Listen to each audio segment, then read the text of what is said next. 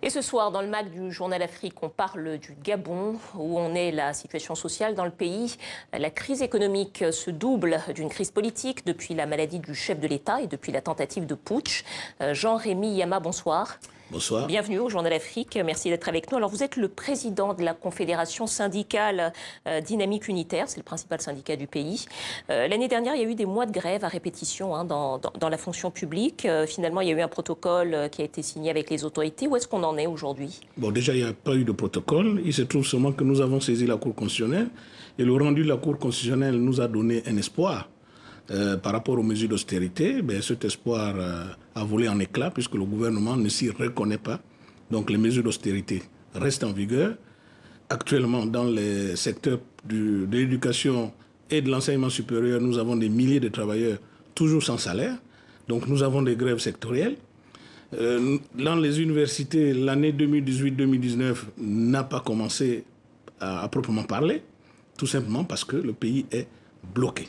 Alors, il y a eu une décision de la Cour constitutionnelle que vous aviez saisie, qui s'est prononcée. Vous, quels sont les points exactement que vous souhaiteriez voir appliqués immédiatement? Déjà sur le gel des recrutements, sur le blocage de la carrière des travailleurs, sur le pointage illégal, donc sur la réduction des salaires. Donc toutes ces mesures-là, à notre sens, ont été purement et simplement annulé parce que ça ne reposait sur aucun texte. Mais le gouvernement a fait des déclarations qui vont dans le sens contraire. Et aujourd'hui, les faits sont là parce que nous avons des milliers de travailleurs qui n'ont pas de salaire, qui ne sont pas avancés, qui ne sont pas recrutés et qui ne sont pas titularisés. Jean-Rémy Yama, de façon plus globale, quelle est votre vision de la situation sociale du pays actuellement? En fait, elle est bloquée et elle est très incendiaire parce qu'il suffirait d'une étincelle pour mettre le feu aux poudres dans la mesure où elle est liée pratiquement à la situation politique. Je crois qu'on va y revenir par rapport à l'absence du chef de l'État. Parce qu'aujourd'hui, depuis le 24 octobre, Ali Bongo a disparu. Ça, il faut le dire clairement. Enfin, il était de retour au Gabon, il est reparti. Mais jusqu'à présent, on empêche le peuple de voir Ali Bongo. C'est une réalité. Vous considérez, comme d'autres, qu'il y a vacance du pouvoir au Gabon? Forcément, parce que vous savez, Dynamique Unitaire et la société civile, le 7 décembre, a saisi la présidente de la Cour constitutionnelle pour demander une audience et la mise en place d'une commission parlementaire opposition-majorité pour aller à Rabat, enfin du moins au Maroc, se rendre compte au peuple de la situation réelle d'Ali.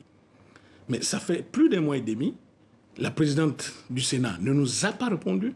Ça veut dire qu'on cache au peuple son président. Alors, qui a intérêt à maintenir, soi-disant, le président, on va dire, en vie? Il n'y a que l'exécutif qui nous dit qu'Ali est vivant, qu'Ali se porte bien à travers les photos et les vidéos. Donc, pour l'instant, on n'y croit plus, sincèrement, et nous devons exiger purement et simplement la vacance de pouvoir parce que tous les éléments s'y prêtent. Revenons à la situation sociale. Est-ce que d'après vous, cette situation politique, c'est-à-dire la convalescence du chef de l'État, a un impact ou non sur la situation sociale gabonaise? C'est vous qui appelez ça convalescence. Là aussi, sur la base des communiqués de l'exécutif. Parce que je ne pense même pas qu'un journaliste indépendant, qu'il soit un journaliste gabonais ou étranger, ait pu voir Ali Bongo depuis le 24 octobre. Donc on ne sait réellement pas où il est. Et aujourd'hui, si la Cour, si le Sénat ne nous permet pas de mettre en place cette commission, alors nous ne porterons plus de gants.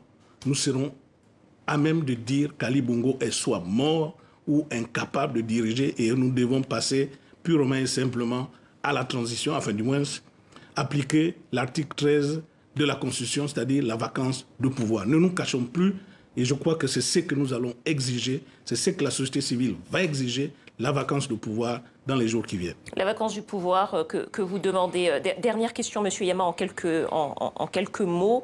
Vous êtes une voix très écoutée dans le pays. Je ne vous pose pas la question de vos accointances politiques, mais est-ce que vous envisagez un jour d'entrer en politique autrement, évidemment, que par votre engagement syndical?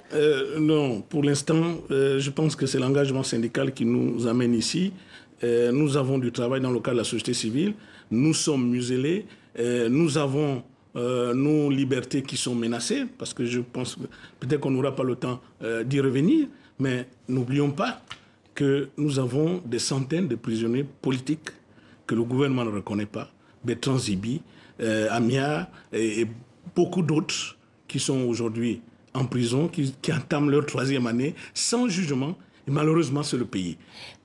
Merci à vous, Jean-Rémy Yama, président de la Confédération syndicale dynamique unitaire au Gabon. Merci d'avoir répondu à nos questions. C'est moi qui vous remercie.